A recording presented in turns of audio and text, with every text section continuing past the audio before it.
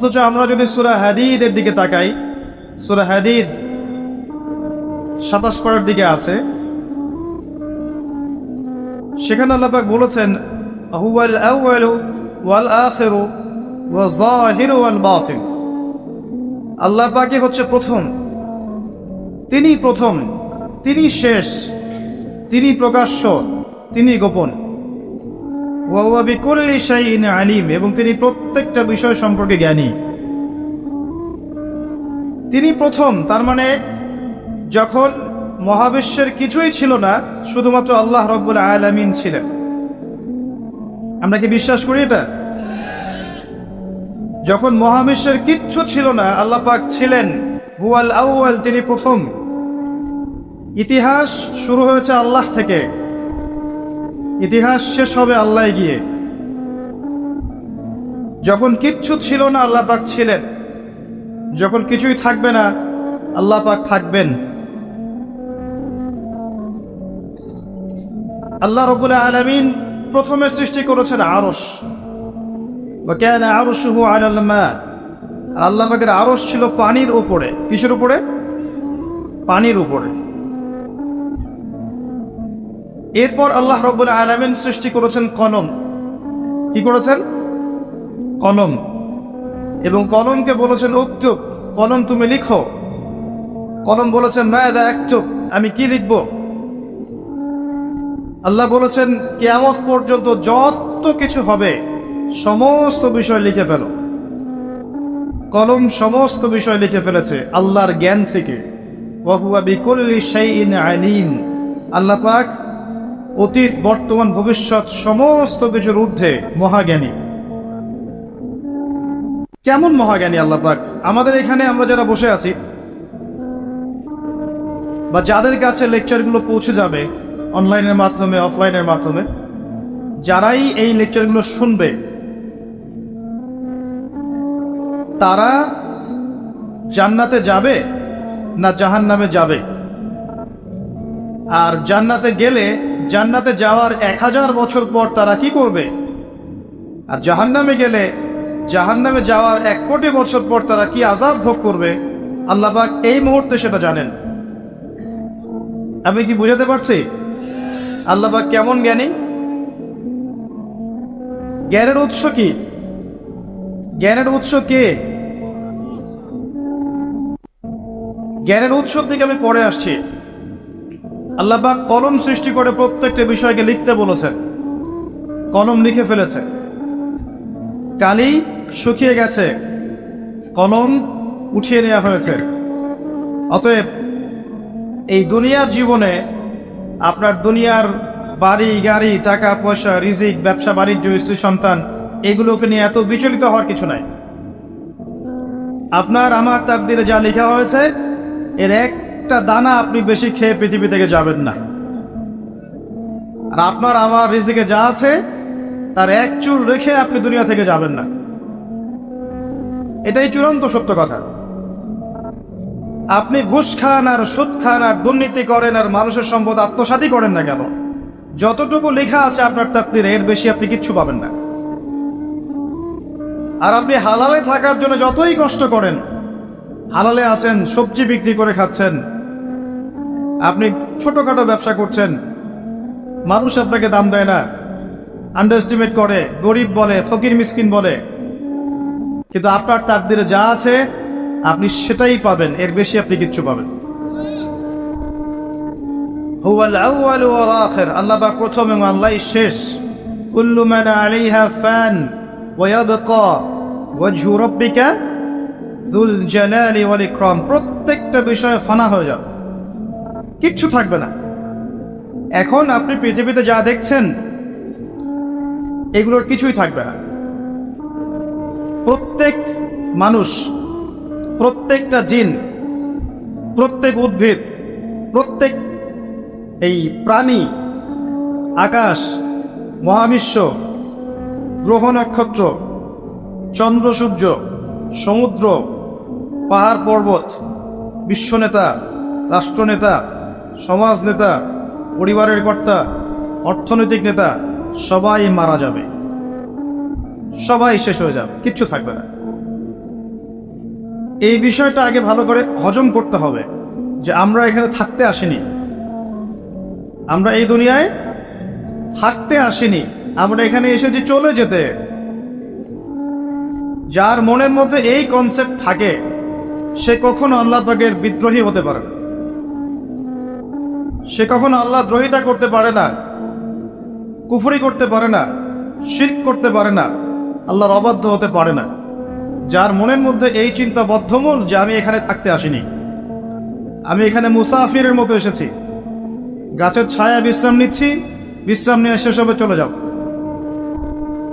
যারাই আল্লাহ দ্রোহিতায় লিপ্ত হচ্ছে, শিরিক করছে, বেদাত করছে, হারাম খাচ্ছে, ঘুষ খাচ্ছে, সুদ খাচ্ছে, জেনা করছে, আল্লাহ দ্রোহিতা করছে, আল্লাহর বিধানকে অস্বীকার করছে, তারা ইনডাইরেক্টলি ধরে নিয়েছে যে তারা মনে হয় পৃথিবীতে চিরকাল থাকবে।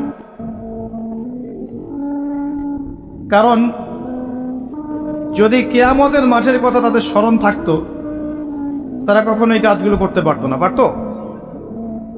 এবার আসেন, আল্লাহ পাক কলম সৃষ্টি করে তাকদীর লিখেছেন, অতএব তাকদীর নিয়ে প্রিয় ভাইয়েরা বিচলিত হবেন না। আপনার তাকদীরে যা আছে আপনি পাবেন, যা নাই কোশ্চেন কালেও পাবেন না, ফুল স্টপ। আপনার তাকদীরে যা আছে আপনি পাবেন, না পেয়ে আপনি দুনিয়া থেকে যাবেন না, ফুল স্টপ। আর আপনার তাকদীরে যা নাই সারা দুনিয়ার মানুষ মিলে আপনাকে দিতে পারবেন না। এই চিন্তাটা আগে মাথার মধ্যে সেট করেন। এই চিন্তা যার মধ্যে ইনস্টল করা আছে সে আত্মহত্যা করে না কখনো, সে হতাশ হয় না কখনো, সে ভয় পায় না, আল্লাহর পথে চলতে গিয়ে পিছু পা হয় না, সে জালেমের সামনে মাথা নত করে না। যার মাথায় এই চিন্তা আছে যে আল্লাহ যা লিখেছেন এটা হবে, যা লিখেন নাই সারা দুনিয়ার মানুষ মিলে সেটা হবে, সিম্পল। এর মধ্যে আল্লাহ পাক পরীক্ষায় ফেলবে, ওই বিষয়টা ডিফারেন্ট। আমি অবশ্যই তোমাদেরকে পরীক্ষা করব ভয় দিয়ে, ক্ষুধা দিয়ে, সন্তানের ইন্তেকাল দিয়ে, ফসলের ক্ষতি দিয়ে, সম্পদের ক্ষতি দিয়ে আমি পরীক্ষা করব। কিন্তু যারা সবর করবে এবং যারা এই কনসেপ্ট রাখবে ইন্না লিল্লাহি ওয়া ইন্না ইলাইহি রাজিউন, এদেরকে আল্লাহ পাক প্রশংসা করেছেন, ইনশাআল্লাহ এরা সফল হবে। আল্লাহ পাক তাকদীর লিখে ফেলেছেন, তাকদীর নিয়ে টেনশন করবেন না, রিজিক নিয়ে টেনশন করবেন না। এখনকার যুব সমাজের সবচেয়ে বড় টেনশন রিজিক। একটা জব, একটা ভালো জব, একটা ভালো ব্যবসা, সে সিকিউরড লাইফ চাচ্ছে, রিজিক নিয়ে চিন্তা করবেন না। আপনার কাছে যে রিজিক আছে এটা আপনার কাছে আসবেই ইনশাআল্লাহ। হয়তো সময় লাগছে কিন্তু আপনার কাছে আসবে ইনশাআল্লাহ তাআলা। আপনি হালালের উপর থাকবেন, ন্যায়ের উপর থাকবেন, আপনি অন্যায় পথে রিজিক সার্চ করবেন না। আপনার তাকদীরে যে রিজিক আছে আপনার কাছে আসবে ইনশাআল্লাহ। এবার আসেন, আল্লাহ পাক এরপরে সৃষ্টি করেছেন মহাবিশ্ব, এই পুরো মহাবিশ্ব।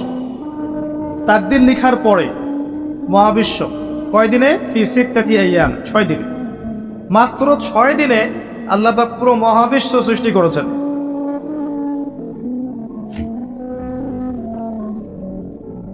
হুয়াল্লাযী খালাকাস সামাওয়াতি ওয়াল আরদা ফি সিত্তাতি আইয়াম সুম্মা ইস্তাওয়া আলাল আরশ। সূরা হাদীদের মধ্যে একটা আছে, তিনি সে আল্লাহ যিনি এই মহাবিশ্ব সৃষ্টি করেছেন 6 দিনে, এরপরে আরশের উপর সমাসীন হয়েছে। আল্লাহ পাক এর একদিন আমাদের একদিনের মতো নয়, বরং কিয়ামতের মাঠে যেদিন আমরা দাঁড়িয়ে থাকব এই দিনটা হবে আল্লাহর হিসেবে 50,000 বছরের সমান। মানুষ অস্থির হয়ে থাকবে, বিচার শুরু হচ্ছে না কেন। অপেক্ষা করা কাজটা খুব যন্ত্রণাদায়ক, তাই না? কারোর জন্য অপেক্ষা করা, অপেক্ষা করে আছেন, 1 ঘন্টা পর আসবে, এলো না, আপনি অস্থির হবেন। 2 ঘন্টা পরে এলো না, 10 ঘন্টা পরে এলো না, আপনি অস্থির হবেন, পায়চারি করবেন, বই পড়বেন, নাস্তা খাবেন, হাঁটাহাঁটি করবেন, আপনি ব্যাকুল হয়ে যাবেন। অপেক্ষা করা একটা ডিফিকাল্ট কাজ। কিয়ামতের মাঠে মানুষ 50,000 বছর অপেক্ষা করবে, বিচার শুরু হচ্ছে না কি জন্যে। সবাই গিয়ে ধন্না দিবে, প্রথমে আদম আলাইহিস সালাম, তারপরে নূহ আলাইহিস সালাম, ইব্রাহিম, মূসা, ঈসা আলাইহিস সালাম আল্লাহর কাছে একটু সুপারিশ করেন, বিচার যেন শুরু হয় অ্যাটলিস্ট। কেউ কিচ্ছু করতে পারবে না, কারণ সবাই বলবে ইয়া নাফসি ইয়া নাফসি। দূর থেকে একজনের আওয়াজ আসবে যিনি ইয়া নাফসি বলছেন না, যিনি বলছেন ইয়া উম্মতি ইয়া উম্মতি। সবাই তার কাছে যাবে এবং তিনি আমাদের নবী মুহাম্মদুর রাসূলুল্লাহ সাল্লাল্লাহু আলাইহি ওয়াসাল্লাম সিজদায় পড়ে যাবেন এবং তার উম্মার জন্য সুপারিশ করবেন। উম্মার কবিরা গুনাহগার ব্যক্তিদেরকে সুপারিশ করে তিনি জান্নাতে নিয়ে যাবেন ইনশাআল্লাহ। আল্লাহ তাকে ওয়াদা করেছেন, হে নবী, তোমার উম্মতের কোনো ব্যক্তি যদি শিরিক না করে আমার সামনে উপস্থিত হয় আমি তাকে মাফ করে দেব ইনশাআল্লাহ। হাদিসে কুদসির মধ্যেও আছে যে হে আদম সন্তান, তুমি যদি দুনিয়ার সমান পাপ নিয়ে, আসমান জমিন সমান পাপ নিয়ে আমার সামনে দাঁড়াও, কিন্তু আমার সাথে কাউকে শরিক করোনি, তাহলে আমি আল্লাহ তোমার সামনে আসমান জমিন সমান ক্ষমা নিয়ে উপস্থিত হব ইনশাআল্লাহ। শোনেন, 1999 জন মানুষ জাহান্নামে যাবে, প্রতি 1999 জন মানুষ জাহান্নামে যাবে। সহিহ বুখারীর হাদিস 4 বার এসেছে। এখানে ইকুয়েশনটা এমন না যে ম্যাথামেটিক্যালি ক্যালকুলেট করতে হবে, এমন নয়। এটা দিয়ে আধিক্য বোঝানো হচ্ছে, বেশিরভাগই জাহান্নামে যাবে।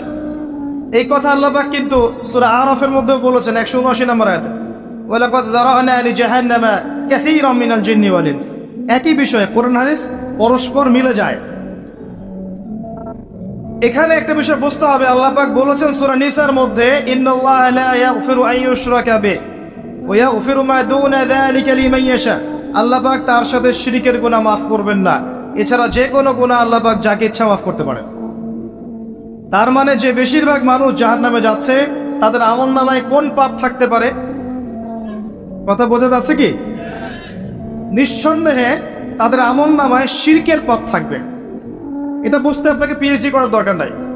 আল্লাহ পাক শিরক ব্যতীত যে কোনো পাপ যাকে ইচ্ছা মাফ করতে পারে। তার মানে তারা জাহান্নামে যাচ্ছে বিকজ অফ শিরক। আমাদের মুসলিমরা এখন শিরক বোঝে না, অমুসলিমরা তো শিরক করেই। যেমন কেউ বলছে ওয়াকালাতিল ইয়াহুদু উযাইরুন ইবনুল্লাহ, ইহুদিরা বলছে উযাইর আল্লাহর সন্তান, নাউযুবিল্লাহ, শিরক। অথচ ওরাই এখন বিশ্বকে রুল করছে, তাই না? ওয়াকালাতিন নাসারা আল মাসীহ ইবনুল্লাহ, নাসারা বলছে যে ঈসা ইবনে মারইয়াম আল্লাহর সন্তান, তাই না? অথচ ওই সভ্যতাই এখন বিশ্বকে রুল করছে। যালিকা কাউলুহুম বিআফওয়াহিহিম, এটা ওদের মুখের কথা, এটা জাস্ট মুখের কথা। আবার অনেক সময় দেখা যায় যে আল্লাহকে বাদ দিয়ে আমরা মাধ্যম পূজাও করছি। অমুসলিমরা তো শিরক করছেই, যারা মুসলিম তারা দেখবেন আল্লাহকে বাদ দিয়ে মাধ্যম পূজা শুরু করেছে। মাজারের পূজা করছে, কবরের পূজা করছে, মৃত ব্যক্তির ওসিলায় পার পাওয়ার চেষ্টা করছে। মুসলিম থেকে দেখবেন তাকদীরকে অস্বীকার করছে, আল্লাহর হালালকে হারাম করছে, আল্লাহর হারামকে হালাল করছে। মুসলিম থেকে দেখবেন যে হাতে একটা আংটি পড়েছে, ভাই কি জন্য পড়েছেন? এই রোগ ভালো হবে আমার। গলায় একটা বালা ঝুলিয়েছে, কোমরে একটা মাদুলি, ভাই এগুলো কেন? এগুলোতে রোগ ভালো হবে। মুসলিমদের কথা বলছি, অমুসলিমদের কথা বাদ দেন। যারা বলছে আল্লাহর সন্তান আছে, ওদের কথা তো বলার দরকার নেই আমাদের, কারণ এগুলো স্পষ্ট শিরক। তবে এতটুকু বলি যে 25শে ডিসেম্বরে যারা বলেছে মেরি ক্রিসমাস, বলেছে না? 25শে ডিসেম্বর যারা বলেছে মেরি ক্রিসমাস মুসলিমদের মধ্যে, এরা স্বীকার করে নিয়েছে যে ওই দিন আল্লাহ রাব্বুল আলামিন ঈসা আলাইহিস সালামকে জন্ম দিয়েছেন। নাউযুবিল্লাহ, নাউযুবিল্লাহ। আর এটা এত বড় একটা কথা, এই কথা যদি আসমান জমিন আর পাহাড় শুনে রিয়্যাক্ট করতে পারতো, থরথর করে কেঁপে ভেঙে যেত। সূরা মারিয়ামের শেষের দিকে পড়ে দেখেন, وقالوا اتخذ الرحمن ولدا لقد جئتم شيئا إدا تكاد السماوات والأرض يتفطرن منه وتنشق الأرض وتخر الجبال هدا। পরেন অর্থটা, আসমান জমিন পাহাড় যদি এই কথা শুনে রিয়্যাক্ট করতে পারতো, এরা চৌচির হয়ে যেত, এত বড় একটা কথা বলেছো তোমরা, ঈসা আলাইহিস সালামকে আল্লাহ পাক জন্ম দিয়েছেন, আউযুবিল্লাহ।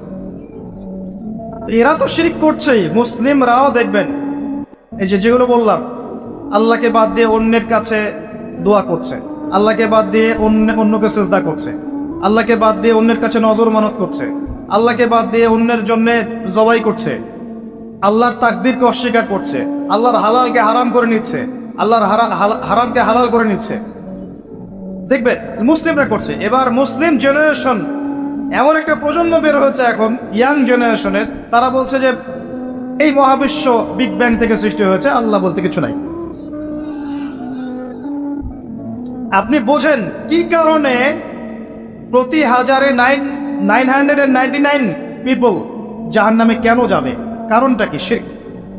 আর এই শিরকটা হচ্ছে আপনার চিন্তায়, আপনার কথায় এবং আপনার কাজে। চিন্তার মধ্যে শিরক। যেমন একজন ব্যক্তি চিন্তা করে আকীদা যে আল্লাহ ছাড়া অমুকও সন্তান দিতে পারে, এরকম আকীদা নাই মুসলিমদের? আছে। একজন বলছে আল্লাহ কল্যাণের মালিক আর শয়তান হচ্ছে অকল্যাণের মালিক। কথাটা শুনতে খুব ভালো লাগে না? অকল্যাণ হয়তো আল্লাহর পক্ষ থেকে আসে না, আল্লাহ পবিত্র, অকল্যাণ শয়তানের পক্ষ থেকে আসবে। ব্যাপারটা কি এমন?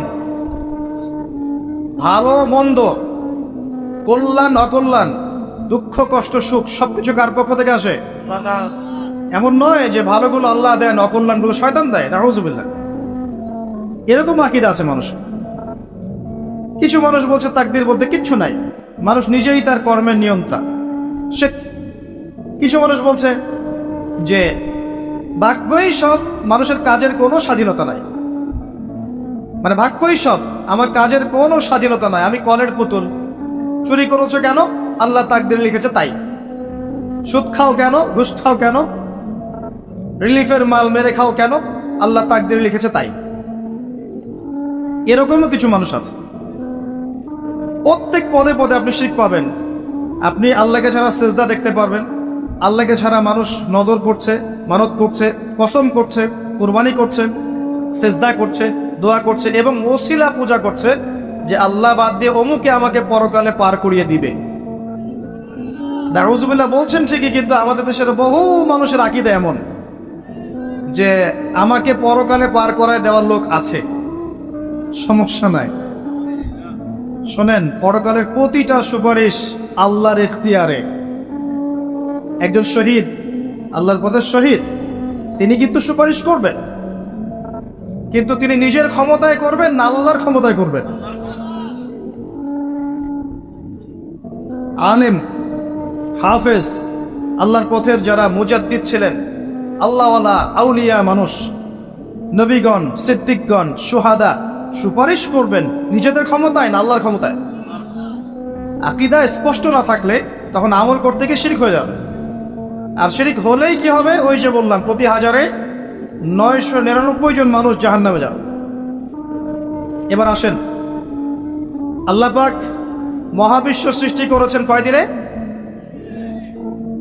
এই কিয়ামতের মাঠ কত বছর হবে? কে সিজদা করবেন, সুপারিশ করবেন আমাদের জন্য? মুহাম্মদ সাল্লাল্লাহু আলাইহি ওয়াসাল্লাম। এবার আসেন, যে নবী আমার জন্য সুপারিশ করবেন, যেই নবী আমার জন্য হাউজে কাউসারে দাঁড়িয়ে থাকবেন, যেই নবীকে আমাকে কবরে দেখানো হবে এবং জিজ্ঞাসা করা হবে মান হাযা রাজুল বুইসা ফীকুম, কতজন যুবক, কতজন মানুষ আর কতজন মুসলিম মুহাম্মদ সাল্লাল্লাহু আলাইহি ওয়াসাল্লামের এই সুন্নাহগুলো আমরা মেনে চলি।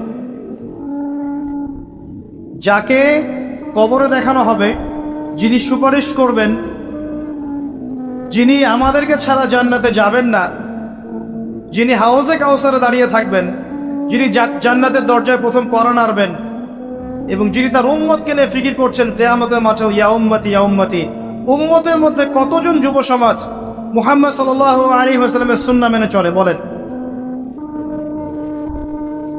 মুহাম্মদ সাল্লাল্লাহু আলাইহি ওয়াসাল্লামের উম্মাহ এখন ম্যাক্সিমাম মানুষ নামাজ পড়ে না। মুহাম্মদ সাল্লাল্লাহু আলাইহি ওয়াসাল্লামের উম্মার মধ্যে ম্যাক্সিমাম মানুষ এখন কোরআন পড়তে জানে না। মুহাম্মদ সাল্লাল্লাহু আলাইহি ওয়াসাল্লামের উম্মাহ হয়েও আমরা কোরআনের অর্থ বুঝি না, কোরআনের হুকুম আহকাম মানি না, তার সুন্নাত নিজেদের ব্যক্তি জীবনে, পারিবারিক জীবনে, সামাজিক জীবনে অ্যাপ্লাই করি না, বরং তার আদর্শ মেনে চললে আমাদেরকে মনে হয় আমরা পিছিয়ে পড়েছি। কোন মুখ নিয়ে আমরা তার সামনে দাঁড়াবো এটা ফিকির করতে হবে। আল্লাহ পাক মুহাম্মদ সাল্লাল্লাহু আলাইহি ওয়াসাল্লামকে বলবেন কিয়ামতের মাঠে, সূরা ফুরকান নিয়ে আলোচনা হচ্ছিল না, ওই সূরাতেই আছে। আল্লাহ পাক বলবেন যে তোমার কওমের কি হয়েছিল, কিভাবে বিভ্রান্ত হলো তোমার কওম। নবী সাল্লাল্লাহু আলাইহি ওয়াসাল্লাম শিকায়াত করবেন, ইন্না কওমি ইত্তাখাযু হাযাল কুরআনা মাহজুরা। শিকায়াত তো শোনেন, শিকায়াত তো শোনেন। নবী সাল্লাল্লাহু আলাইহি ওয়াসাল্লাম বলবেন, আমার কওম হে আল্লাহ কোরআনকে পরিত্যাগ করেছিল, আমার কওম হে আল্লাহ কোরআনকে পরিত্যাগ করেছিল। কি করছি কোরআন কেন্দ্রিক আমরা? কতজন কোরআন পড়তে জানি? হাত উঁচু করেন দেখি। মাশাআল্লাহ, না সংখ্যা অনেক, আলহামদুলিল্লাহ। এবার বলেন কতজন কোরআনের ভাষাটা বুঝি? হাত উঁচু করেন দেখি। কোরআন পড়েন মাশাআল্লাহ। আয়াতুল কুরসি মুখস্থ আছে কয়জনের? হাত তুলেন। সবার মুখস্থ আছে। এবার বলেন কতজন অর্থ জানেন আয়াতুল কুরসির অর্থ? এটা পরিচিত আয়াত বললাম, একদম পরিচিত। 4-5 জন। দেখেন, ইন্না কওমি ইত্তাখাযু হাযাল কুরআনা মাহজুরা। যে কিতাবের ভিতরে ঢুকতে পারিনি আমরা, তার হুকুম আহকাম বিধিবিধান কেমন করে বাস্তবায়ন হওয়া সম্ভব বলেন? আল কোরআনের আলো যে ঘরে ঘরে জ্বালাতে চাই আমরা, প্রত্যেক ঘরের মানুষ যদি কোরআন না পড়ে, না বোঝে, কিভাবে জ্বলবে আমাকে বলেন? শুধু স্লোগান দিয়ে চলবে? শুধু শোডাউন করে চলবে? আইওয়াশ করে চলবে? আর এই জ্বলানোর দায়িত্ব কি সবার আগে রাষ্ট্রের না ব্যক্তির? ব্যক্তি ঠিক হচ্ছে না, রাষ্ট্রের দিকে আঙ্গুল তোলার কি দরকার? তো নিজেই ঠিক হচ্ছে না। নামাজ পড়তে রাষ্ট্র বাধা দিয়েছে নাকি? কোরআন তেলাওয়াত শিখতে রাষ্ট্র বাধা দিয়েছে? আরবি ভাষা শিখবেন, আপনি ব্যাকরণ শিখবেন, মাদ্রাসায় পড়বেন, কোরআন হাদিস গবেষণা করবেন, রাষ্ট্র বাধা দিয়েছে? নিজেই ঠিক হচ্ছে না, মানুষের দিকে আঙ্গুল তোলার সময় মাশাআল্লাহ। আপনি তো এমন একটা যুগে আছেন, এখন এমন একটা সমাজে আমরা এখন বসবাস করছি, যেই সমাজে এবং যেই বিশ্বে বৈশ্বিক কন্ট্রোলটা মুসলিমদের হাতেই নাই। পুরো বিশ্বের কন্ট্রোলটা মুসলিমদের হাতে নেই এখন। বিগত 100 বছর ধরে আমরা যে আপোষে ইখতিলাফে লিপ্ত ছিলাম, এই সময়গুলোর মধ্যে পৃথিবীর একটা সভ্যতা এত রাইজ করে গেছে যে তারা এখন আমাদেরকে উঠতে বললে উঠে, বসতে বললে বসি। হ্যাঁ, বাস্তবতা এমন। অনেকে মনে হতে পারে না কথা ঠিক নয়, কথা ভুল। বাস্তবতা এমনই। পৃথিবীর বড় বড় সেকশন, পলিটিক্স, ইকোনমিক্স, আপনার জিওপলিটিক্স, মিডিয়া, সামরিক বিষয়, প্রযুক্তি, শিক্ষা এবং দর্শন, এই সমস্ত বিষয়গুলো এখন পশ্চিমা সভ্যতা নিয়ন্ত্রণ করে। জানেন, আপনার মনে হতে পারে না কথা সম্পূর্ণ ঠিক নয়, কিন্তু বাস্তবতা এমন, বাস্তবতাটা এমন। অথচ সংখ্যায়, ভৌগোলিক দিক থেকে, আয়তনে, জনবলে, প্রাকৃতিক সম্পদে মুসলিমদের চেয়ে সেরা কেউ নাই পৃথিবীতে। তারপরেও আমাদের এই অবস্থার কারণ কি জানেন? ওই যে ইন্না কওমি ইত্তাখাযু হাযাল কুরআনা মাহজুর। আমার কওম আল্লাহ কোরআন থেকে দূরে ছিল, কোরআনকে পরিত্যাগ করেছে। কারণগুলো বলছি শোনেন। কারণ হচ্ছে কোরআন থেকে দূরে থাকা, কারণ হচ্ছে নবী সাল্লাল্লাহু আলাইহি ওয়াসাল্লামের সুন্নাহ থেকে দূরে থাকা, কারণ হচ্ছে আপোষে ইখতিলাফ, বিভেদ, অনৈক্য, কারণ হচ্ছে আপোষে গীবত, তহমত, কাদা ছড়াছড়ি, সমালোচনার সংস্কৃতি, কারণ হচ্ছে আমাদের হারাম রিজিক, কারণ হচ্ছে পারিবারিক আদর্শের মূল্যবোধের অবক্ষয়, কারণ হচ্ছে দুর্নীতি, করাপশন, কারণ হচ্ছে বিশ্বকে চ্যালেঞ্জ করার মানসিকতার অভাব, কারণ ধৈর্যের অভাব, সাহসের অভাব, কারণ হচ্ছে সেই নববী যুগের ঈমান, আমল, তাকওয়ার অভাব। ওমর রাদিয়াল্লাহু আনহুর যুগে আমরা এমন ছিলাম? উসমান রাদিয়াল্লাহু আনহুর সময় এমন ছিলাম? আলী ইবনে আবি তালিবের সময় এমন ছিলাম? আবু বকর সিদ্দিকের সময় এমন ছিলাম, উমর রাদিয়াল্লাহু আনহুর যুগে ওই খেজুর পাতার মসজিদে বসে একটা হুঙ্কার ছাড়লে রোমান সম্রাট হিরাক্লিয়াসের এই যে তখ্ত থরথর করে কেঁপে যায়। খেজুর পাতার মসজিদ, বসে আছেন, শুয়ে আছেন খলিফা মাটির মধ্যে, এই যে খেজুরের চাটাইয়ের উপরে। এই খলিফা যদি দাঁড়িয়ে একটা হুঙ্কার দেন, তাহলে রোমক সাম্রাজ্যের এই যে সিংহাসনের নিচের মাটি সরে যায়। ওদের কথা বাদ দেন, সাহাবায়ে কেরাম রাদিয়াল্লাহু আনহুম আজমাইন, তারা তো মাশাআল্লাহ জান্নাতের সার্টিফিকেট প্রাপ্ত। তার পরের জেনারেশনে আসেন উমাইয়া খেলাফত, তখন কি আমরা এমন ছিলাম? দীর্ঘদিন প্রায় 132 বছরের মধ্যে তারা শাসন করেছে, তখন কি মুসলিমদের অবস্থা এমন ছিল? আব্বাসীয় খেলাফত অনেক দিন, 500-র মতো বছর তারা শাসন করেছে, তখন কি আমাদের অবস্থা এমন ছিল? হ্যাঁ, একবার এমন হয়েছিল। কখন জানেন? হালাকু খায়ের সময়। মঙ্গলদের নাম শুনেছেন? চেঙ্গিস খান নাম শুনেছেন? আচ্ছা, ওরা যখন বাগদাদকে আক্রমণ করেছিল, তখন মাত্র 40 দিনের ব্যবধানে বাগদাদকে তারা ধ্বংসস্তূপে পরিণত করেছে। কথিত আছে 10 লাখ, কেউ বলে 15 লাখ, কেউ বলে 20 লাখ মানুষকে 40 দিনের মধ্যে হত্যা করা হয়েছে। ম্যাসাকার। আপনাদেরকে একটা তথ্য দেই, যখন মঙ্গোলিয়ানরা বাগদাদকে আক্রমণ করছিল, তখনও কিছু মানুষ বসে বসে ইখতিলাফ করছিল যে কাকড়ার মাংস খাওয়া যায় কি যায় না। আমার কথা বুঝে আসে না? যখন মঙ্গোলিয়ানরা মুসলিমদেরকে আক্রমণ করছিল বাগদাদে এবং লাশের পর লাশ ফেলে দিচ্ছে, তখনও কিছু মানুষ বসে বসে তর্ক করছে, বাহাস করছে কাকড়া খাওয়া জায়েজ না না জায়েজ।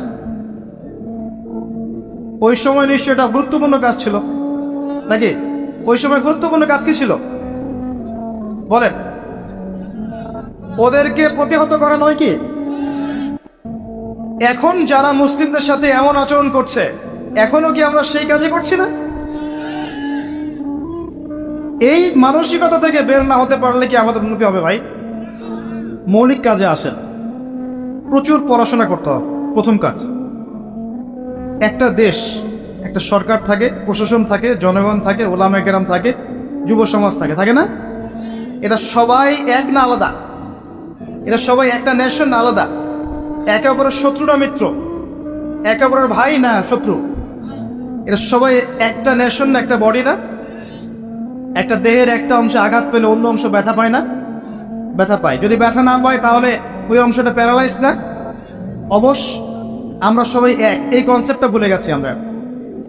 আমরা সবাই মিলে যে একটা জাতি, কনসেপ্টটা ভুলে গেছি। আমরা আপোষে নিজেদের সাথে লড়ছি, ধর্মনেতা আরেক ধর্মনেতার সাথে, এক আলেম আরেক আলেমের সাথে, এক বক্তা আরেক বক্তার সাথে, এক পলিটিক্যাল দল আরেক পলিটিক্যাল দলের সাথে, একটা ধর্মীয় দল একটা ধর্মীয় দলের সাথে। দেখবেন আমরা আপোষে লড়ছি, অথচ আমরা সবাই কিন্তু এক। প্রথমত আমরা আল্লাহর বান্দা, এরপর আমরা মুসলিম, আমরা একই জাতীয়তায় বিশ্বাস। এখন একটা বিভক্ত জাতিকে দমন করা কি কঠিন না সহজ? কথা বলেন, সহজ না কঠিন? যখন আমরা বিভক্ত, তখন আপনাকে আমাকে সহজেই তারা দমন করতে পারবে, কোনো সমস্যা নেই। যদি আমরা ঐক্যবদ্ধ থাকতে পারতাম, তাহলে আজকে আমাদের অবস্থাটা হতো। এই যে সারা বিশ্বে আমাদের যে অবস্থা, আপনি তাকান, Afghan, Syria, Iraq, Iran, Lebanon, Jordan, Palestine, যে কোনো দিকে তাকান, একটাই চিত্র দেখবেন, একটা চিত্রই দেখবেন যে রক্ত ঝরছে মুসলিমদের। কাদের? ছোট্ট ছোট বাচ্চা, দুধের বাচ্চা, বোঝে না যে ভালো কি আর মন্দ কি, নাই কি অন্যায়, এটাও বোঝে না। এদেরকে বোম মেরে হত্যা করে দেওয়া হচ্ছে। আর আমরা কি করছি ভাই? ওই যে, হ্যাঁ ঠিক বলছেন, ওই মাসআলা আমাকে বলতে বলেন না, ওইটা নিয়ে আবার বিতর্ক শুরু হয়ে যাবে। ধরতে পারছেন আপনি ঠিকই, ইখতিলাফি যে বিষয়গুলো আছে, এইগুলো নিয়ে আমরা আপোষে মত পার্থক্যে লিপ্ত আছি। মূল বিষয়ে কাজ করা উচিত নয় কি? মূল বিষয়ে কাজ করা উচিত নয় কি? মূল বিষয়গুলো কি কি? 1 নাম্বার আকীদা। 1 নাম্বার কি? আকীদা। সবার আকীদাগুলোকে পরিষ্কার করতে হবে। আকীদার মধ্যে কোনো শিরক থাকা যাবে না। কি থাকা যাবে না?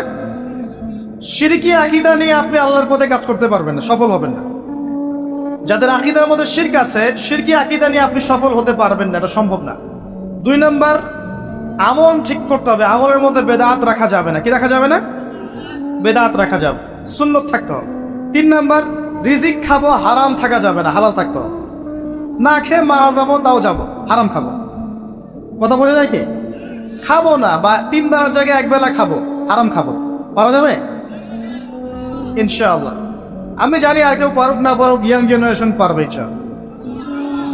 আর কেউ পারুক না পারুক, আমাদের তরুণ প্রজন্ম পারবে ইনশাআল্লাহ।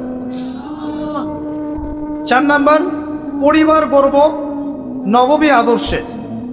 হ্যাঁ, পরিবার করতে গেলে অনেক ঝামেলা। দেখবেন মা কথা শোনে না, বাবা কথা শোনে না, বা স্ত্রী কথা শোনে না, আপনার ভাই কথা শোনে না। পরিবার সবাই যে আপনার মতাদর্শের হবে এমনটা যথেষ্ট নয়, মানে এমনটা জরুরি নয়। পরিবারের সবাই যে আপনার মতাদর্শের হবে এমনটা জরুরি নয়। নূহ আলাইহিস সালামের স্ত্রী কি মুমিন ছিল না কাফের? লূত আলাইহিস সালামের বউ স্ত্রী, তিনি কি মুমিন ছিলেন না কাফের ছিলেন? নূহ আলাইহিস সালামের ছেলে কি ছিল? নৌকায় উঠেছে, বলেছে আমি পাহাড়ে উঠে যাব, ওখানে আমি সেফ। মুহাম্মদ সাল্লাল্লাহু আলাইহি ওয়াসাল্লামের চাচারা ঈমান এনেছিল, তাকে বের করে দিয়েছে দেশ থেকে। আপনার অনেক ক্ষেত্রে এমনও হয়েছে, সলফে সালেহিনদের ছেলেরাও অনেক সময় অন্যায় করে ফেলেছেন, তারা নিজের হাতে বেত্রাঘাত করে শাস্তি দিয়েছেন, দেন নাই? পরিবারের সবাই, ইব্রাহিম তার পিতাকে কথা শুনেছে। পরিবারের সবাই যে এক আদর্শের হবে এমনটা জরুরি নয়। আপনাকে আপনার আন্ডারে আপনার স্ত্রী, আপনার সন্তান, এদেরকে নিয়ে আদর্শ ইসলামিক পরিবার করতে হবে। আর বাকিদেরকে আপনি দাওয়াত দিবেন, কবুল করলে আলহামদুলিল্লাহ, না করলে আপনার দায়িত্ব শেষ। মূল কাজের কথা বলছিলাম, আকীদা ঠিক করা, শিরক থাকবে না। আমল ঠিক করা, বেদাত চলবে না। রিজিকে হালাল থাকবে, হারাম চলবে না। 4 নাম্বার, পরিবার আদর্শ হবে নববী আদর্শে, এখানে কোনো অপসংস্কৃতি চলবে না। 5 নাম্বার, নিজের যেটুকু প্রতিভা আল্লাহ পাক দিয়েছেন, এই প্রতিভাকে দিয়ে দিনের বিজয়ের চেষ্টা করতে হবে। আপনাকে আল্লাহ যা দিয়েছেন, মেধা, অর্থ, সময়, শ্রম, আপনার টাকা পয়সা, আপনার ভালো বুদ্ধি পরামর্শ, আপনি যতটুকু পারেন, যে প্রতিভা আল্লাহ পাক দিয়েছেন, ওই প্রতিভা দিয়েই দিনকে এগিয়ে নিতে হবে। পারা যাবে? বলতে পারলে বলেন, লিখতে পারলে লিখেন, অ্যাসোসিয়েট করতে পারলে অ্যাসোসিয়েট করেন মানুষকে। যদি আপনি একটা মসজিদ করতে পারেন, মসজিদ করেন। মাদ্রাসা করতে পারলে মাদ্রাসা করেন, ইয়েতিম প্রজেক্ট করেন, বিধবাদেরকে নিয়ে কাজ করেন। আপনি যেটা করতে পারেন একটা প্রজেক্ট করেন, কিছু একটা করেন দিনের জন্য। শিক্ষা প্রজেক্ট হোক, অর্থনৈতিক প্রজেক্ট হোক, সামাজিক প্রজেক্ট হোক, কিছু একটা করেন যাতে দেশ, জাতি, উম্মাহ আপনার দ্বারা উপকৃত হয়। পারা যাবে? কাজগুলো কঠিন, কাজগুলো আসলে কঠিন, সবগুলো কাজ সহজ না। আমি হয়তো সহজে বলছি, কাজগুলো এত সহজ নয়। এই কাজগুলো 23 বছর সময় ধরে নবী সাল্লাল্লাহু আলাইহি ওয়াসাল্লাম সাহাবায়ে কেরাম করেছিলেন। মার খেয়েছেন, বয়কটের শিকার হয়েছেন, দেশ থেকে বের করে দেওয়া হয়েছে, হত্যা করা হয়েছে, শুলে চড়ানো হয়েছে, কত কি করানো হয়েছে। এত সহজ নয়, কিন্তু বেসিক কাজ এগুলোই। এমনি এমনি ইসলাম বিজয় লাভ করবে না। ইন্নাল্লাহা লা ইউগাইয়িরু মা বিকওমিন হাত্তা ইউগাইয়িরু মা বিআনফুসিহিম। আল্লাহ পাক কোনো কওমের অবস্থা ততক্ষণ পরিবর্তন করেন না যতক্ষণ তারা নিজেরা নিজেদের অবস্থা পরিবর্তনের চেষ্টা না করে।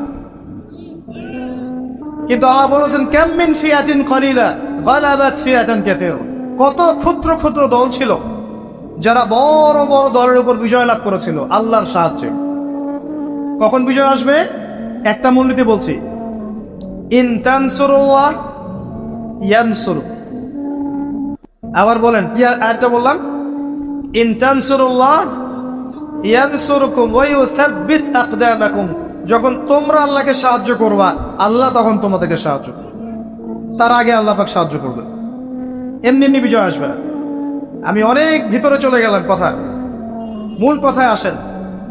প্র্যাকটিক্যাল লাইফে আসেন। আইওয়াশ, শোডাউন এগুলো বন্ধ করেন, ওটা বেসিক কাজগুলো করেন, ইলম অর্জন করেন, কনস্ট্রাকটিভ সিলেবাসে পড়েন, তাওহীদ প্রতিষ্ঠা করেন, সুন্নতের উপর থাকেন, হালাল খান, পারিবারিক আদর্শ ঠিক করেন, আদর্শ পরিবার গড়েন, দিনের জন্য আপনার প্রতিভা দিয়ে কাজ করেন। ছোট ছোট স্টেপ নেন, আস্তে আস্তে আস্তে আস্তে দেখবেন দিনে এগিয়ে যাবেন ইনশাআল্লাহ। একটা সুসংবাদ হচ্ছে এই কথা বলছে কেন? আল্লাহ পাক বলেছেন, ইউরিদুনা লিইউতফিউ নূরাল্লাহ।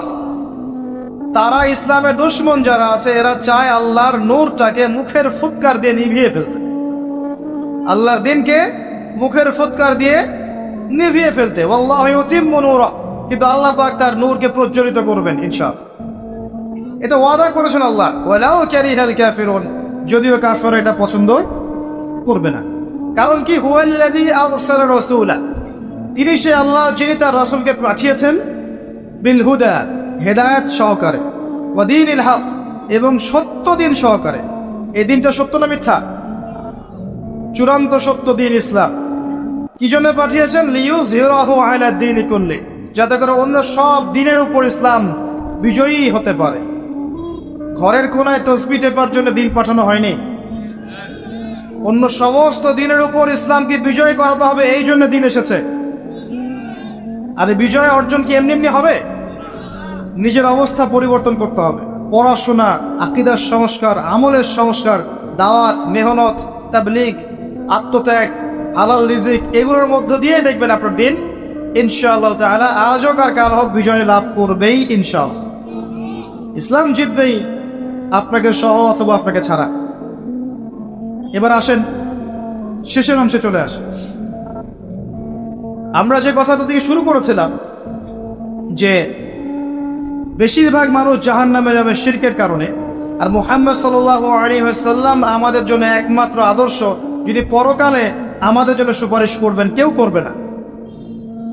আমরা যদি, যুবক ভাইরা শোনেন, আমরা যদি আমাদের আদর্শ চিনতে ব্যর্থ হই, আমাদের আদর্শ ফিক্স করে নেই পশ্চিমার কোনো নায়ককে বা কোনো নায়িকাকে বা কোনো খেলোয়াড়কে বা কোনো সঙ্গীত মিউজিশিয়ানকে, কোনো জাদুকরকে, কোনো অ্যাক্ট্রেসকে, ঠিক আছে, কোনো নেতাকে, কাউকে যদি আমরা আমাদের আদর্শ ফিক্স করে নেই, আমরা মুহাম্মদ সাল্লাল্লাহু আলাইহি ওয়াসাল্লামের শাফায়াত পাবো না। অন্য কেউ পারুক না পারুক, আপনারা পারবেন ইনশাআল্লাহ। সেটা হলো আপনাদের জীবনের লাইফ ফ্রেমটাকে নবী সাল্লাল্লাহু আলাইহি ওয়াসাল্লামের সুন্নাহ দিয়ে সাজান। এছাড়া সবচেয়ে বড় কোনো কাজ নাই আমাদের এখন। আপনার পুরো জীবন, আপনার দেহ, আপনার চেহারা, আপনার পোশাক আশাক, আপনার কথাবার্তা, আপনার আকীদা, আপনার আমল, আপনার চলাফেরা, প্রতিটা বিষয় হবে মুহাম্মদ সাল্লাল্লাহু আলাইহি ওয়াসাল্লামের অনুকরণে। পারা যাবে? আজকের ওয়াজ শোনার পরে দাড়ি ছেড়ে দিবেন, হাত তোলেন কে কে? দাড়ি ছাড়তে বলেছি, কাটতে বলি নাই। দাড়ি ছেড়ে দিবেন আজকের লেকচার শুনে কে কে? হাত উঁচু করেন। বোঝেন নাই? ও দাড়ি রাখা, রাখা, ছেড়ে দেওয়া মানে রাখা, রাখা। দাড়ি রাখবেন কে কে? হাত তোলেন। আগামী রমজান আসার আগেই গাল ভর্তি দাড়ি দেখতে চাই। হাত নামান। এটা একটা সুন্নত, শোনেন, এটা এমন একটা সুন্নত যেটা আপনার সাথে কবরে যাবে। শোনেন, কথাটা বোঝেন। আপনি অনেক সুন্নাহর উপর আমল করেন, কিন্তু সব সুন্নত দেখা যাবে না মরা যাওয়ার পরে। মরার পরে সব সুন্নত দেখা যাবে না, কিন্তু আপনার লাশের সাথে দেখা যাবে আপনার দাড়ি ছিল কি। এটা সবচেয়ে স্পষ্ট সুন্নত যা আপনার সাথে কবরে যাবে। রাখা যাবে দাড়ি ইনশাল্লাহ? নাকি গার্লফ্রেন্ড নিষেধ করছে? বউ নিষেধ করে? গার্লফ্রেন্ড একটা আযাব। সময় যাবে, মেধা যাবে, হায়াত যাবে, টাকাও যাবে, আর জীবনও চলে যেতে পারে। আর দাড়ি রাখেন, ইনশাল্লাহ পারিবারিক জীবনে ভালো হবে। দাড়ি দেখেন, একটা কথা বলে শুনেন, যারা জিনা করে তাদের এক্সাম্পলটা, আর যারা হালালভাবে বিয়ে করে তাদের এক্সাম্পলটা অনেকটা এমন। যারা হালালভাবে বিয়ে করে ওরা সিংহের মতো, দিবালোকের মধ্যে তারা স্ত্রীদেরকে নিয়ে ঘুরছে, তাই না? বুক ফুলিয়ে সাহসের সাথে, সে আমার স্ত্রী, মনে কোনো ভয় আছে, সংশয় আছে? তার চলাটা আলোর নিচে, সানশাইন, ডে লাইটের নিচে, সে বুক ফুলিয়ে সিংহের মতো ওয়াইফকে নিয়ে হাঁটছে বা ঘুরছে। আর যারা জিনা করবে দেখবে তাদের চরিত্র হচ্ছে ইঁদুরের মতো।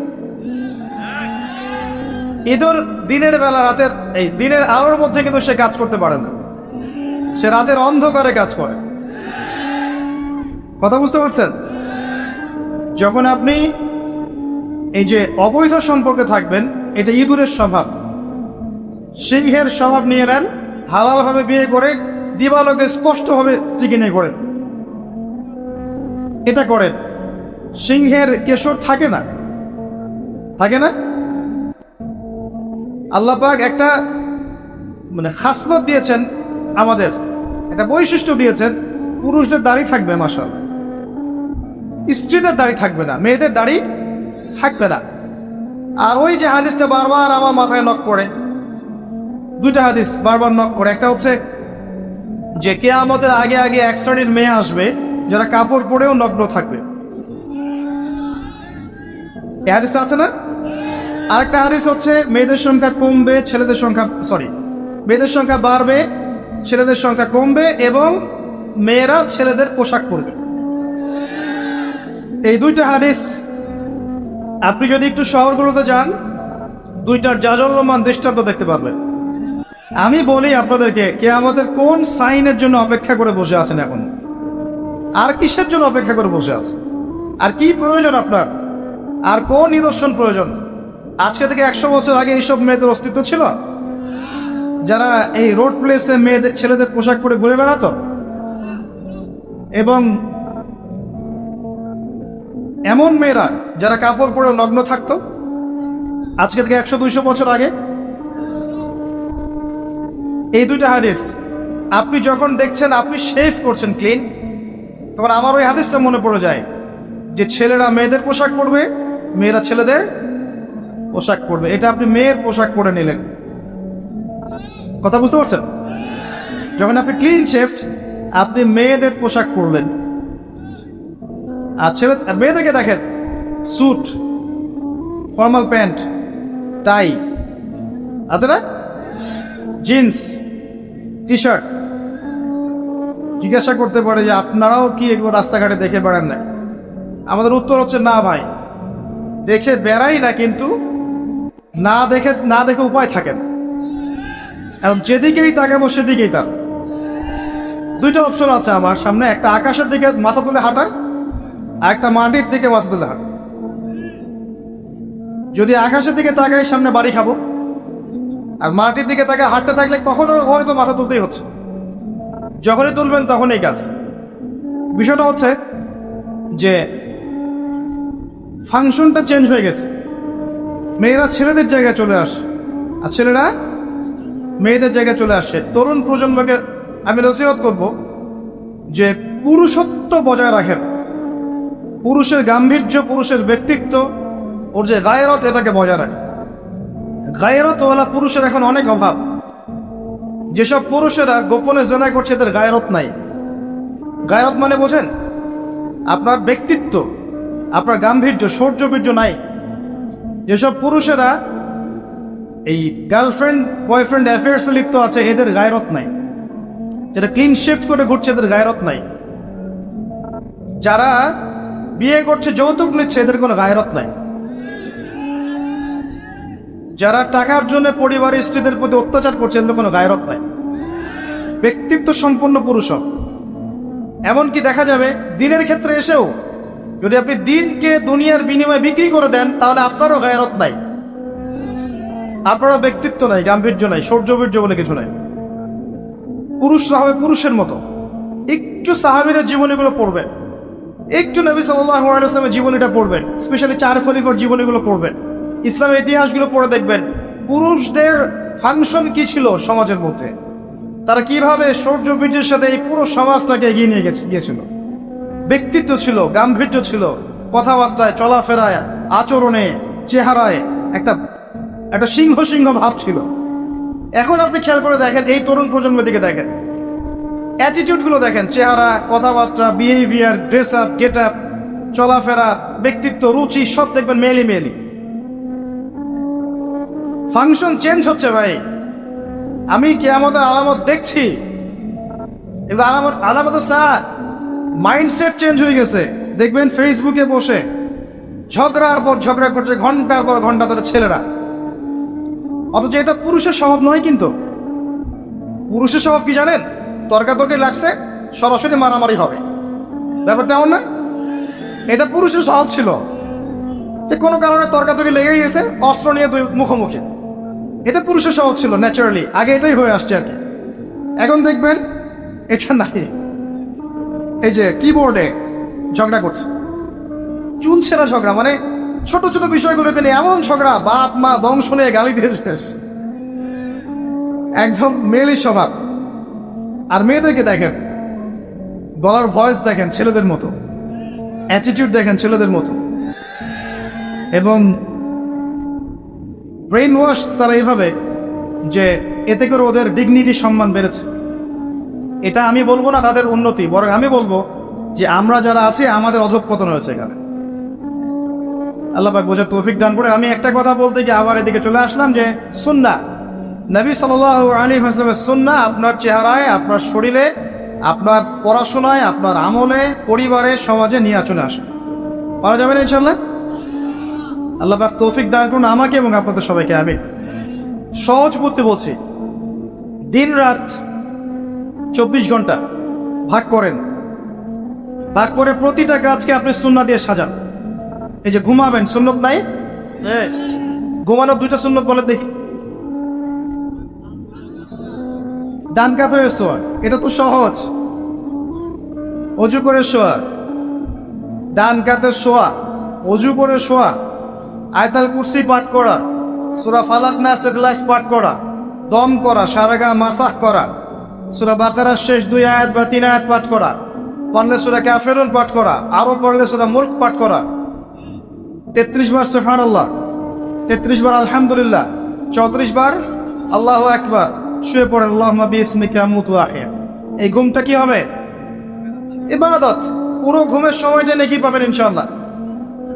পুরো ঘুমিয়ে আছি আমি তো ক্লান্ত, ঘুমিয়ে আছি, রেস্ট নিচ্ছি, নেকি হবে ইনশাআল্লাহ। আল্লাহ পাক কত দয়ালু দেখেছেন। আল্লাহ পাকের কাছে 100 ভাগ দয়া ছিল, মানে আছে, ছিল না, আছে। এর 1 ভাগ আল্লাহ পাক দিয়েছেন পুরো সৃষ্টি জগৎকে, 99% রেখেছেন তার কাছে। এই দয়া দিয়ে আল্লাহ পাক কিয়ামতের মাঠে আমাদেরকে মাফ করবে ইনশাআল্লাহ। ঘুম থেকে উঠলেন, ওযু করলেন, সালাত আদায় করলেন, সুন্নাহ ইবাদত হয়ে গেল। বাথরুমে যাচ্ছেন, ঢুকছেন বাম পা দিয়ে, বের হচ্ছেন ডান পা দিয়ে, দোয়া পড়ছেন। বাথরুমে ঢোকার দোয়া কি? আল্লাহুম্মা ইন্নী আউযু বিকা মিনাল খুবসি ওয়াল খাবাইস। বের হওয়ার দোয়া কি? এটা যদি নাও পড়েন, গুফরানাকা, এটা পারেন না? ছোট্ট দোয়া, এটা বললে হয়ে যায়, ব্যাস নেকি হয়ে গেল। আমি কষ্ট পাচ্ছি টয়লেটের কারণে, আমার কষ্টটা আল্লাহ বের করে দিলেন, আর আমি দোয়া পরে ঢুকলাম, বের হলাম, নেকি। এটা নেকি, আপনি নেকি পেয়েছেন। স্ত্রী সহবাস করেছে একজন মানুষ, মনে করেন হালাল, স্ত্রী সহবাস করেছে, এই স্ত্রী সহবাস করার কাজটার জন্য তার আমল নামায় নেকি লেখা হয়েছে। আর কি চান আল্লাহ পাক, আর কি দিবেন বলেন? খেতে বসেছি, খাওয়াটা আমার জন্য, আল্লাহর জন্য। কার স্বার্থ? আমার স্বার্থ। আমি খাচ্ছি বিসমিল্লাহ, খাওয়ার পর আলহামদুলিল্লাহ। আবার খেয়ে আবার নবীর সুন্নত অনুযায়ী খায় না, আমাদের মতো হুজুরদের সুন্নত অনুযায়ী খায় না। আমি নিজেকে তো এক্সাম্পল দিলাম। কিছু মানুষ আছি আমরা, খাওয়ার সুন্নতের বালাই নাই, সুন্নতের ওয়াজ করে যাচ্ছি, খাওয়ার সুন্নতের বালাই নাই। সুন্নতের ওয়াজ করে খাওয়ার টেবিলে বসেছে, মাশাআল্লাহ 10টা আইটেম, পেটে 10 ভাগ খাবার দিয়ে ভর্তি, আর বলছে এই বয়সে না খেলে কোন বয়সে খাবো? মাশাআল্লাহ, খাওয়ার 1 ভাগ, কয় ভাগ? 1 ভাগ ফাঁকা। 1 ভাগ ফাঁকা রাখতেই হোক, নাহলে আপনি অসুস্থ হয়ে যাবেন। ইসলামের হিস্ট্রিতে ইসলামের যারা মুজাহিদ ছিল, মুজাহিদ, মুজাদ্দিদ, ইমাম, খতিব, মুহাদ্দিস, মুফাসসির, কারো ভুঁড়ি ছিল আমার জানা নাই, কারো ভুঁড়ি ছিল আমি কখনো পাইনি। একজনকে পেয়েছি, ওমর রাদিয়াল্লাহু আনহুর যুগে এক ব্যক্তি ভুঁড়ি নিয়ে হাঁটছেন, মাশাআল্লাহ। যাদের আছে মাইন্ড করবেন না, আমি ইনসাল্ট করতে যাচ্ছি না। সে ভুঁড়িটা নিয়ে হাঁটছিল, ওমর রাদিয়াল্লাহু আনহু হাতে লাঠি থাকতো, লাঠি দিয়ে গুতা দিয়েছেন পেটের মধ্যে, দিয়ে বলেছেন মা হাদা, মা হাদা বলেছেন, অথবা মা হাদিহি বলেছেন, আমি ভুলে গেছি শব্দটা, অনেকদিন আগে পড়েছিলাম। তো সে ব্যক্তি বলেছে হাদা, হাদা মিন বারাকাতিল্লাহ, এটা আল্লাহর বরকত। তখন ইবনুল খাত্তাব তিনি বলেছেন বাল আযাব মিন ইনদিল্লাহ, বরং এটা আল্লাহর আযাব, বোকা লোক কোথাকার। হিস্ট্রিতে কখনো ছিল না যে মুসলিমদের এমন ভুরি হতে পারে। হ্যাঁ, আমি আখিরুজ জামানের হাদিসে পেয়েছি, শোনেন, আখিরুজ জামানের হাদিসে পেয়েছি শেষ জামানে এক শ্রেণীর লোক আসবে মুসলিম, তাদের ভুরি থাকবে, আরামে ঠেস দিয়ে বসে থাকবে। এই হাদিসটা আছে। অনেক সময় দেখা যায় দিনের দায়িত্ব পালন করছি, আমার মাশাআল্লাহ উঁচা একটা ভুরি নেই, শোভা পায় না আপনার দিনের দায়িত্ব, কারণ নিজের দেহের মধ্যে সুন্নত আদায় করতে পারেন নাই, আমাকে সুন্নত শিখাবেন কি? এক্সারসাইজ করেন, খান পরিমিত, এক ভাগ ফাঁকা রাখেন। এই যে খাচ্ছেন, এই খাওয়াটা কি হচ্ছে? নেকি হচ্ছে, খাওয়াটা নেকি হচ্ছে। আবার খাওয়ার পরে আপনি ধরেন মসজিদে গেলেন, ইবাদত করলেন, নামাজ পড়লেন, নেকি হচ্ছে। বের হয়ে আসলেন, বাসায় চলে আসলেন, পরিবারকে সময় দিচ্ছেন, নেকি হচ্ছে। আপনি মাদ্রাসায় চলে গেলেন, দিনের জ্ঞান অর্জন করছেন, নেকি হচ্ছে। বা আপনি দিনের কোনো একটা প্রজেক্ট বাস্তবায়ন করছেন, কম্বল বিতরণ করবেন শীতকালে, মনে করেন, নেকি হচ্ছে। আপনার নিয়তটাকে ঠিক করেন, প্রত্যেকটা কাজ সুন্নাহ মতো করেন, ঘুম থেকে শুরু করে রাষ্ট্র চালানো পর্যন্ত সব কাজ নেকি হবে ইনশাআল্লাহ। সমাজে দায়িত্ব পেয়েছেন, আপনি এখন সবার মাঝে ইনসাফ করছেন, আদালত মানে ন্যায় বিচার, আপনি হকের মানদণ্ডে ন্যায় বিচার করছেন, দুর্নীতি করছেন না, আপনি আত্মসাৎ করছেন না, আপনি সুদ ঘুষের সাথে জড়িত নন, আপনার পুরো কাজটাই কি হচ্ছে দেখি। বরং এই ধরনের দায়িত্ব যারা পালন করতে পারবে, আল্লাহ পাক আরশের ছায়া দিবেন সব। ন্যায়পরায়ণ শাসক যারা হবে, আল্লাহ পাক তাদেরকে তার আরশের ছায়া দিবেন সব। তা আমি বলতে চাচ্ছি, প্রতিটা কাজই আপনার সুন্নাহ মাফিক হবে যদি আপনি নিয়াত ঠিক করেন, পদ্ধতিটা বোঝেন। এটা করা যাবে না ইনশাআল্লাহ। আল্লাহ পাক আমাদের সবাইকে তৌফিক ইনায়াত করুন, আমিন। আর শেষ করার আগে তো একটা কথা বলছি, সেটা হলো যে আমাদের যে সময়টা আপনি দেখছেন, এই সময়টা শেষ সময় নয়, এরপরেও আরো সময় আসবে, দিন এগিয়ে যাবে ইনশাআল্লাহ তাআলা। আস্তে আস্তে আপনি দেখবেন যে উম্মার দুরবস্থাগুলো দিন দিন দূর হচ্ছে, এবং দূর হবে কাদের মাধ্যমে, কাদেরকে আল্লাহ কবুল করবেন, কাদের মাধ্যমে আল্লাহ খেদমত নেবেন, এটা আল্লাহ পাকের সম্পূর্ণ নিজস্ব ইখতিয়ার। ওয়াল আউয়াল ওয়াল আখির, ওই যে কথাটা বলেছে, আল্লাহ প্রথম, আল্লাহ শেষ। এখন যা দেখছেন, সময় এমন থাকবে না। এখন আপনি দেখছেন বিশ্বের মধ্যে ফাসাদ, আপনি দেখছেন জিওপলিটিক্সের ফাসাদ, ইকোনমিক্সের ফাসাদ, পরিবারের ফাসাদ, সংস্কৃতিতে ফাসাদ, বেহায়াপনা, পর্নোগ্রাফি, জেনা, অশ্লীলতা, নোংরামি চারপাশে দেখছেন। এমন অবস্থা থাকবে না চিরকাল ইনশাআল্লাহ। আস্তে আস্তে আস্তে আল্লাহ পাক এমন প্রজন্ম নিয়ে আসবেন যারা ইনশাআল্লাহ তাওহীদপন্থী হবে, সুন্নাহপন্থী হবে, হালাল খাবে, পারিবারিক আদর্শ ঠিক রাখবে, সুন্নাহ মাফিক চলবে। ইনশাআল্লাহ দেখবেন দিনের জন্য তারা দাওয়াতি কাজ করবে, দিনের জন্য তারা মেহনত করবে, দিনকে এগিয়ে নিবে। আল্লাহ পাক তাদের হাতে ইসলামের বিজয়ের পতাকা দিবেন ইনশাআল্লাহ তাআলা। এটা কত বছর পর, কত শতাব্দী পর, আল্লাহু আ'লাম, আমরা জানি না।